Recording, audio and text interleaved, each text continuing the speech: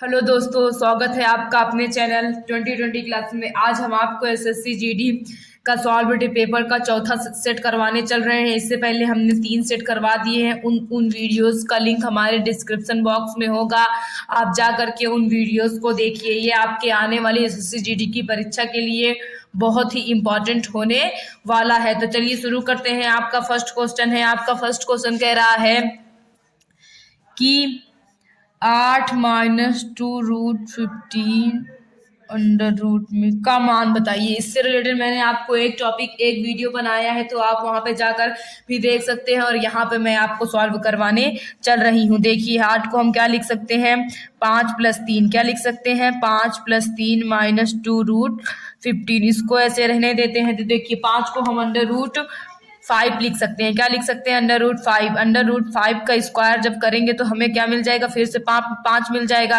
और under root 3 को भी लिख सकते हैं -2 गुणते under root 5 into under root 3। तो यहाँ पे फॉर्मूला बन गया आपका a² + b² - 2ab। तो हम लिख सकते हैं इसको अंडर रूट 5 + अंडर रूट 3 का होल स्क्वायर। तो स्क्वायर से स्क्वायर कट गया, आपको कितना आ गया इसका मान, अंडर रूट 5 + अंडर रूट 3। ये आपका आंसर हो गया। कितना आ गया, अंडर रूट 5 + अंडर रूट 3। तो कौन सा ऑप्शन सही हो गया आपका,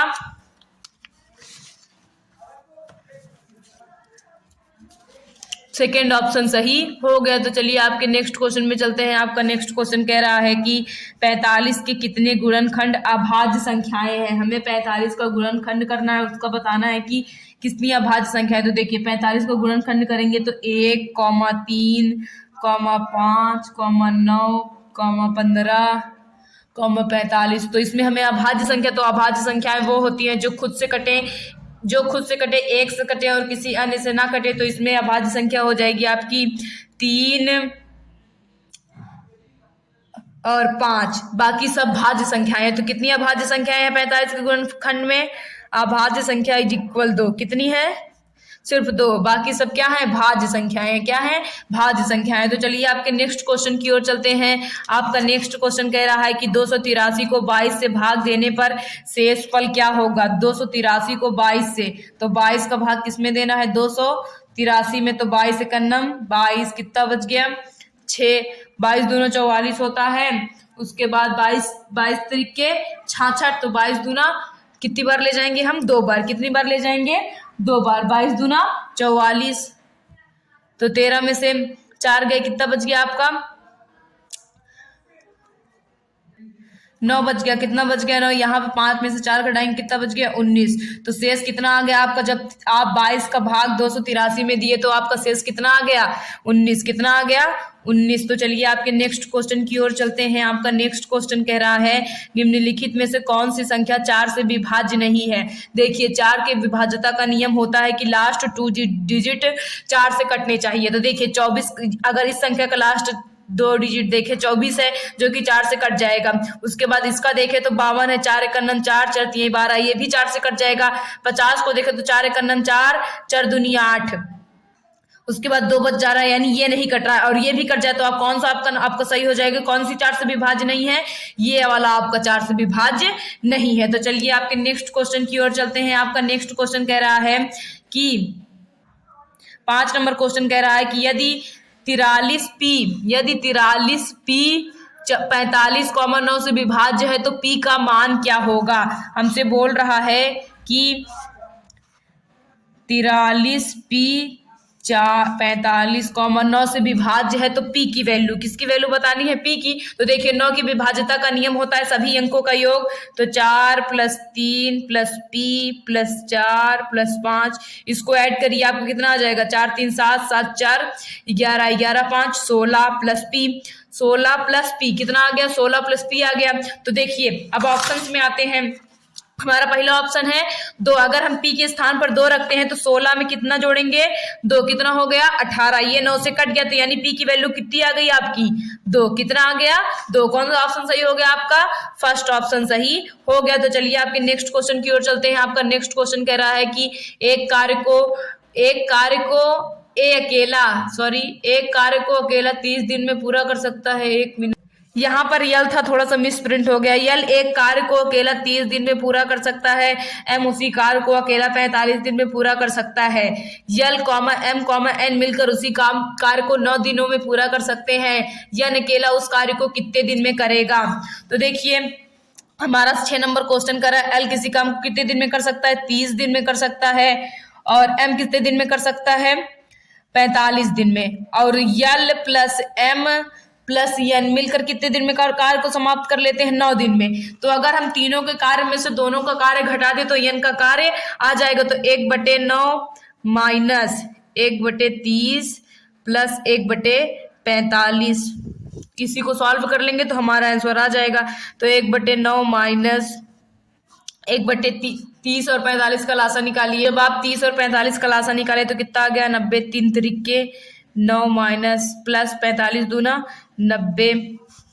तो 1/9 माइनस 5/90। ये 5 से कट जाएगा। 5 एकम 5, 5 एकम 5, 5 8 40। तो 1/9 माइनस 1/18। तो जब इसका आप एलसीएम निकालेंगे कितना आ जाएगा? 18। तो क्या कहते हैं? 9 दूनी 18, 18 में से 18 कट गया, आपका 1 आ गया। तो 1/18। तो ये कितने दिन में उस कार्य को कर लेगा? 18 दिन में उस कार्य को कर लेगा। कितने दिन में कर लेगा बच्चों? 18 दिन में कर लेगा। तो चलिए आपके नेक्स्ट क्वेश्चन की ओर चलते हैं। आपका आंसर क्या आ गया? 3rd नंबर आ गया। आपका नेक्स्ट क्वेश्चन कह रहा है कि एक पाइप एक टंकी को 14 घंटे में भर सकता है। टंकी की सतह में छिद्र होने के कारण टंकी को भरने में 16 घंटे लगते हैं। यदि टंकी पूरी भरी हो तो वह छिद्र टंकी को कितने घंटे में खाली कर सकता है? तो चलिए इसे सॉल्व करते हैं।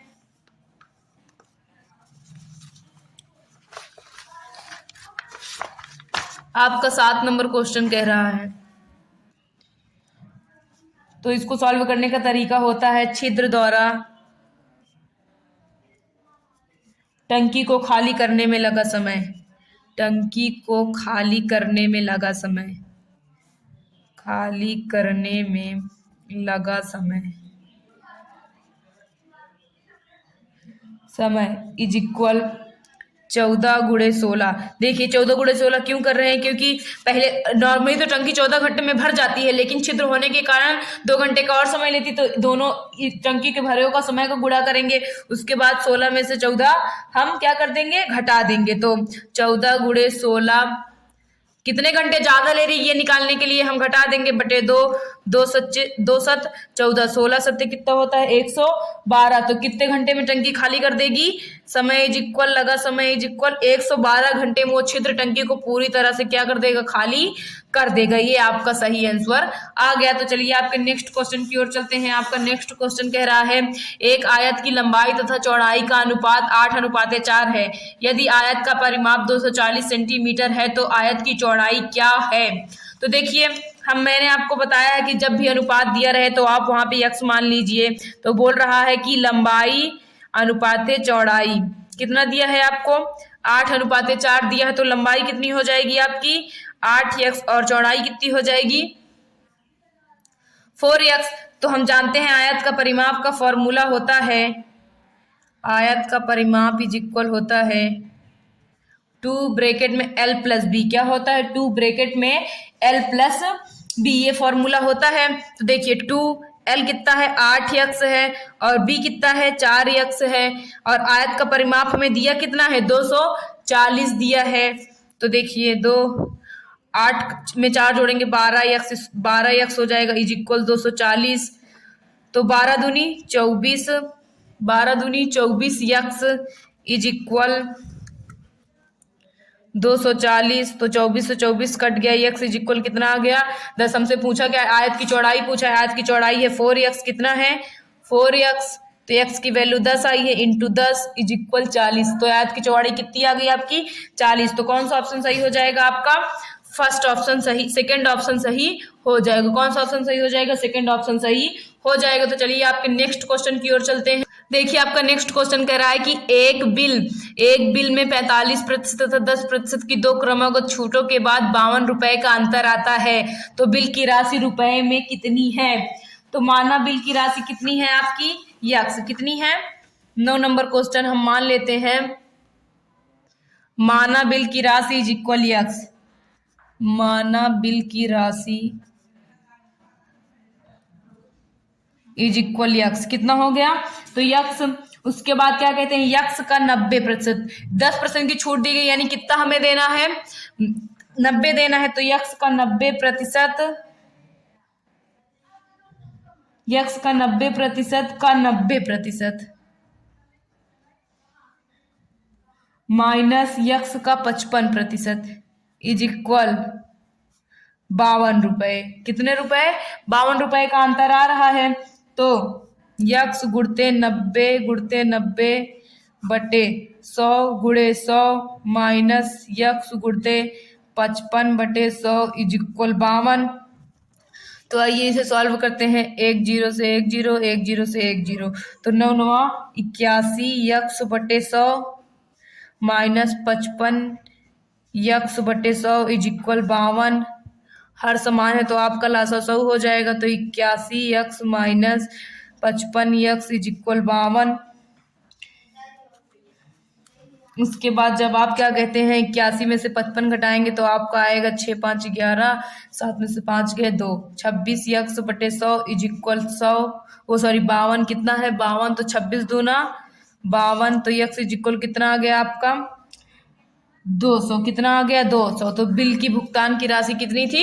200 रुपए थी। तो चलिए आपका नेक्स्ट क्वेश्चन में चलते हैं। तो कौन सा ऑप्शन सही हो गया आपका?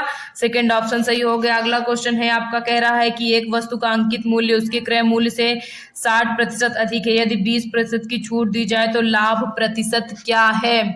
तो देखिए हमसे बोल रहा है कि एक वस्तु का अंकित मूल्य उसके क्रय मूल्य से 60%, अगर हम क्रय मूल्य 100 मानते हैं तो हमारा अंकित मूल्य कितना हो जाएगा? 160। कितना हो जाएगा? 160। उसके बाद कह रहा है कि 20% की छूट दी जाए, तो विक्रय मूल्य निकालते हैं। 160 पे 20% की छूट दे रहे हैं, यानी दे कितना रहा है हमें? यहाँ देना कितना है? 80। 1 0 से 1 0, 16 अट्ठे 6 48 हासिल बच गया आपका 4 8 का 9 8 8 4 12 16 अट्ठे 128, यानी उसका विक्रय मूल्य कितना आ गया? 128। खरीदा वो 100 रुपए में था लेकिन बेचा कितने में? 128 रुपए में। तो प्रॉफिट निकाल लेते हैं। प्रॉफिट इज इक्वल विक्रय मूल्य माइनस क्रय मूल्य। आपका विक्रय मूल्य कितना आया है? 128 माइनस क्रय मूल्य इज इक्वल लाभ आपका कितना आ गया? 28। हमसे लाभ परसेंटेज पूछा है तो लाभ परसेंटेज इज इक्वल लाभ बटे क्रय मूल्य, लाभ बटे क्रय मूल्य गुणे 100। तो लाभ परसेंटेज, लाभ है आपका 28, क्रय मूल्य है 100 गुणे 100, 100 से 100 कट गया, लाभ परसेंटेज आपका कितना आ गया? 28% लाभ आ गया। तो कौन सा ऑप्शन सही हो जाएगा आपका? फोर्थ ऑप्शन सही हो जाएगा। आइए नेक्स्ट क्वेश्चन की ओर चलते हैं। आपका नेक्स्ट क्वेश्चन कह रहा है कि P अनुपाते Q बराबर 2 अनुपाते 3 तथा P अनुपाते R बराबर 4 अनुपाते 5 है। तो P अनुपाते Q अनुपाते R का मान क्या होगा? तो चलिए इसे सॉल्व करते हैं हम। आपका 11 नंबर क्वेश्चन है। P अनुपाते Q इज इक्वल 2 अनुपाते 3 दिया है और P अनुपाते R इज इक्वल 4 अनुपाते 5 दिया है। तो देखिए P बटे Q इज इक्वल आपको कितना दिया है? 2/3 और P बटे R आपको कितना दिया है? 4/5। P अनुपाते Q अनुपाते R। देखिए P अनुपाते Q कितना दिया है? 2/3। P अनुपाते R, तो इसको R को हम यहाँ लिख लेते हैं। कहाँ लिख लेते हैं? यहाँ पे। P अनुपाते R कितना दिया है हमें? 4/5 कितना दिया है? तो ये जो खाली स्थान है वो बगल वाली संख्या क्या होती है? आ जाती है। यहाँ पे 4 आ जाएगा, यहाँ पे कितना आ जाएगा? 2। फिर इनका मल्टीप्लाई कर देंगे। क्या कर देंगे? मल्टीप्लाई कर देंगे। तो 3 चौके 12, 4 दूनी 8, 5 दूनी 10। उसके बाद हमसे पूछा क्या है कि Q अनुपाते P, sorry Q plus P plus Q plus sorry अनुपात Q प्लस R, इसका मान पूछा है। तो देखिए हमारा P कितना है? 8, Q कितना है? 12, अनुपाते Q कितना है? 12 प्लस 10। तो 12 8 कितना हो गया? 20। 10 में 12 जोड़ेंगे तो कितना हो जाएगा आपका? 22। कितना हो जाएगा? 22 काट दीजिए, 2 एकम 2 एकम 2, 2 एकम 2, यानी कितना आ गया? 10 अनुपाते 11। कौन सा ऑप्शन सही हो गया आपका? थर्ड ऑप्शन सही हो गया। आइए नेक्स्ट क्वेश्चन की ओर चलते हैं। आपका नेक्स्ट क्वेश्चन कह रहा है कि x बटे वाई बराबर 4/5 हो तो 5x प्लस 6y तथा 5x माइनस 2y का अनुपात क्या होगा। हमें बोल रहा है 12 नंबर क्वेश्चन कह रहा है कि x बटे वाई इज इक्वल कितना दिया है हमें 5/4। तो हमसे कह रहा है कि 5x प्लस 6y बटे 5x minus 2y is equal question mark, यही हमें ज्ञात करना है।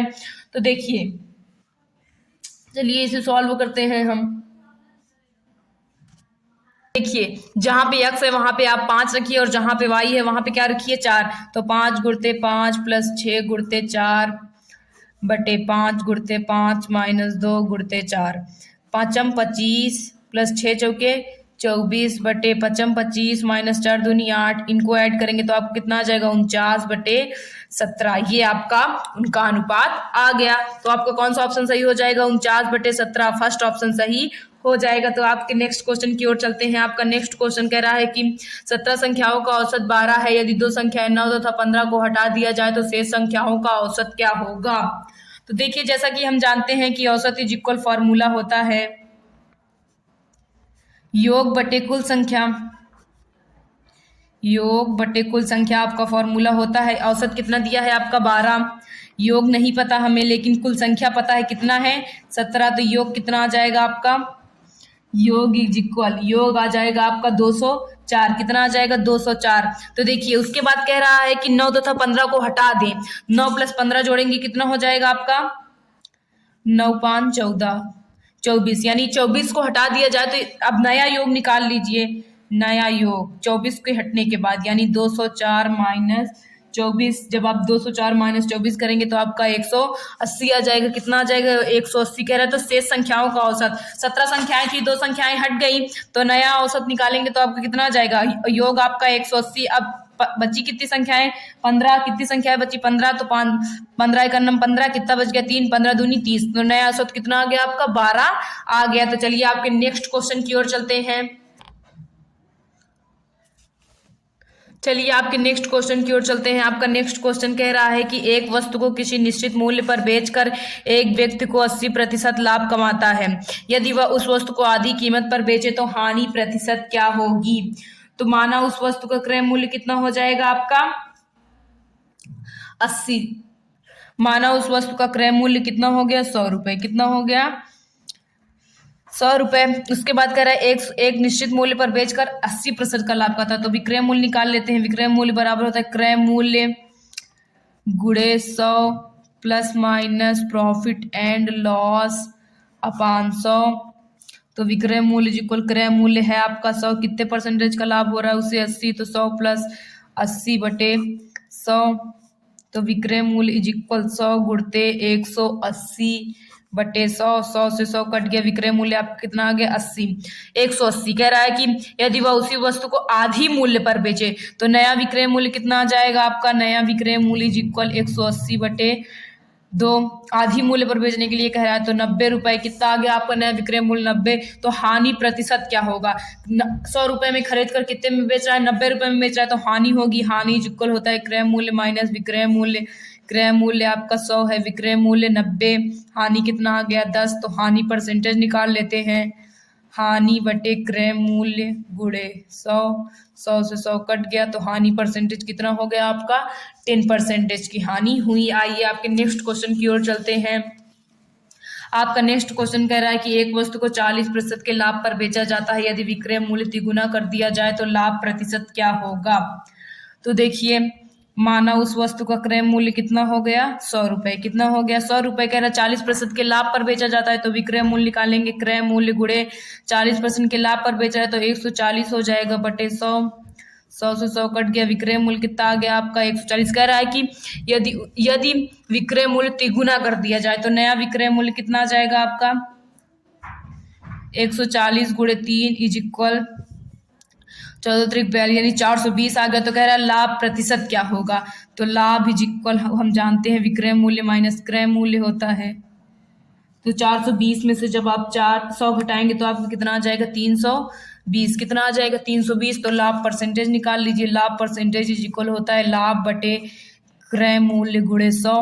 तो 100 से 100 कट गया तो लाभ परसेंटेज कितना आ गया आपका 320% का लाभ होगा। आइए आपके नेक्स्ट क्वेश्चन की ओर चलते हैं। आपका नेक्स्ट क्वेश्चन कह रहा है कि एक संख्या को 4/3 के बजाय 3/4 से गुणा कर दिया जाता है, नया मान अपेक्षित मान से कितना प्रतिशत, नया मान अपेक्षित मान का कितना प्रतिशत है।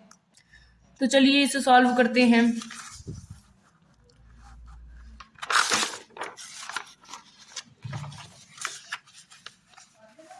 देखिए आपका 16 नंबर क्वेश्चन कह रहा है कि एक संख्या को 4/3 के बजाय 3/4 से गुणा कर दिया जाता है, नया मान अपेक्षित मान का कितना प्रतिशत है। तो माना संख्या इज इक्वल यक्स, इसी का 4/3 बराबर है यक्स का हम मान लेते हैं के प्रतिशत है। कितना प्रतिशत है? के प्रतिशत है। उसके बाद चलिए इसे सॉल्व करते हैं। 4x/3 is equal 3x/4 गुणते k/100 कितना हो गया? k/100 हो गया। उसके बाद देखिए यक्स से यक्स कट गया, फिर 4/3 इज इक्वल 3k/400 हो गया। क्रॉस मल्टीप्लाई कर लेते हैं। 3 × 3 इज इक्वल 4 गुणते 400, तो के इक्वल निकालेंगे तो आपका आ जाएगा 4 गुणते 400/9। कितना हो गया? 4 गुणते 400/9। तो जब इसे हम डेसिमल में चेंज करेंगे तो आपका आएगा 177.77% आ जाएगा। तो आपका कितना आंसर आ गया? 177.77%। आइए आपके नेक्स्ट क्वेश्चन की ओर चलते हैं। आपका नेक्स्ट क्वेश्चन कह रहा है कि एक व्यक्ति अपनी आय का 60% खर्च कर देता है तथा बाकी बचाता है। यदि उसकी आय 20% से बढ़ जाती है तथा खर्च 20% घट जाता है तो वह उसकी बचत में कितना प्रतिशत परिवर्तन हुआ। तो देखिए इसे सॉल्व करने का तरीका है, माना व्यक्ति की आय इज इक्वल यक्स, माना व्यक्ति की I is equal x is equal x. उसके बाद बचत कितनी हो जाएगी? 60% खर्च कर देता है तो बचाता कितना है? 100 का 60, 100 में से 60 घटाएंगे कितना गया? 40। तो नई आय अगर देखा जाए तो 20% की वृद्धि हुई है, तो 100 + 20 कितना हो गया? 120 हो गए। फिर नए बचत निकाल लेते हैं। नई बचत है, देखिए कुल आय उसकी 120 है, इसी में से 60 का 80% खर्च कर देता है, यानी 20% खर्च कर देता है, यानी 80% बचाता है। तो नई बचत इज इक्वल 120 - 60 गुणते 80/100 कट गया। तो नई बचत इज इक्वल 120 - 6 48 कितनी आ गई नई बचत आपकी? 72। कितनी आ गई? 72। तो अभिष्ट फिर वो प्रतिशत वृद्धि या कमी निकाल लेते हैं। इक्वल कुल बचत कितनी हो गई उसकी? 32। कैसे 32 हो गई? देखिए पहले उसकी बचत थी 40, हम 72 में से 40 घटा देंगे। क्या घटा देंगे? 72 में से 40 घटा देंगे तो 32 आ जाएगा। और उसकी प्रारंभ में बचत 40 थी, गुणे 100 कट गया 4 8 32। तो कितने % का परिवर्तन हुआ? 80% की वृद्धि हुई उसकी बचत में। आइए अपने नेक्स्ट क्वेश्चन की ओर चलते हैं। आपका नेक्स्ट क्वेश्चन कह रहा है कि यदि स्थिर जल में नाव की गति 35 किलोमीटर प्रति घंटा तथा धारा की गति 15 किलोमीटर प्रति घंटा हो तो धारा के अनुकूल 190 किलोमीटर की दूरी तय करने में नाव कितने घंटे का समय लगेगा। तो चलिए आपके नेक्स्ट क्वेश्चन की ओर चलते हैं। स्थिर जल में नाव की गति कितना दिया गया है? स्थिर जल में नाव की गति इज इक्वल दिया है आपको 35 किलोमीटर प्रति घंटा। धारा की गति कितना दिया हुआ है?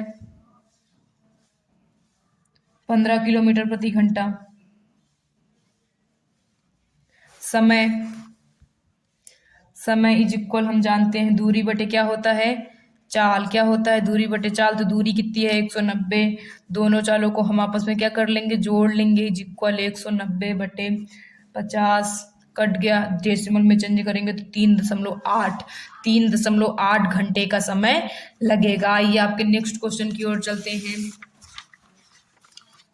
आपका नेक्स्ट क्वेश्चन कह रहा है कि दो व्यक्ति 2000 मीटर लंबे पुल के विपरीत किनारों पर खड़े हैं। यदि वे क्रमशः 10 मीटर प्रति सेकंड तथा 15 मीटर प्रति सेकंड की गति से एक दूसरे की ओर चलना प्रारंभ करें तो वो आपस में कितने समय में मिलेंगे। तो चलिए इसे सॉल्व करते हैं। दूरी कितनी दी गई है हमें? 2000 मीटर। सापेक्ष चाल, जब जब जब क्या कहते हैं, दो दो वस्तुएं या दो व्यक्ति एक ही ओर आते हैं तो चालें जुड़ जाती हैं और उसे हम सापेक्ष चाल कहते हैं। क्या कहते हैं? सापेक्ष चाल। तो 15 + 10 इज इक्वल कितना आ गया? 25 मीटर प्रति सेकेंड। तो समय निकाल लीजिए। समय बराबर क्या होता है? अभी मैंने आपको बताया, दूरी बटे समय, सॉरी, दूरी बटे चाल। दूरी बटे चाल, दूरी आपकी 2000 किलोमीटर है और समय 25 अट्ठे 200। कितना समय लगेगा उसे? उन लोगों को 80 सेकेंड लगेगा। आइए आपके नेक्स्ट और लास्ट क्वेश्चन की ओर चलते हैं। आपका नेक्स्ट और लास्ट क्वेश्चन कह रहा है कि समान मूलधन चक्रवृद्धि ब्याज और साधारण ब्याज की योजनाओं में निवेश किया जाता है। साधारण ब्याज और चक्रवृद्धि ब्याज योजना में 2 वर्ष के बाद क्रमशः 1200 और 1290 रुपए का ब्याज प्राप्त होता है। यदि ब्याज की दर 15% हो तो मूलधन क्या होगा? तो देखिए, चलिए इसे सॉल्व करते हैं। 2 वर्ष के लिए, कल भी ये लास्ट सवाल इसी टाइप की थी। मैंने इसके लिए आपको फार्मूला बताया था। जब 2 वर्ष की बात हो तो 2 वर्ष के लिए मूलधन इज इक्वल ब्याजों का अंतर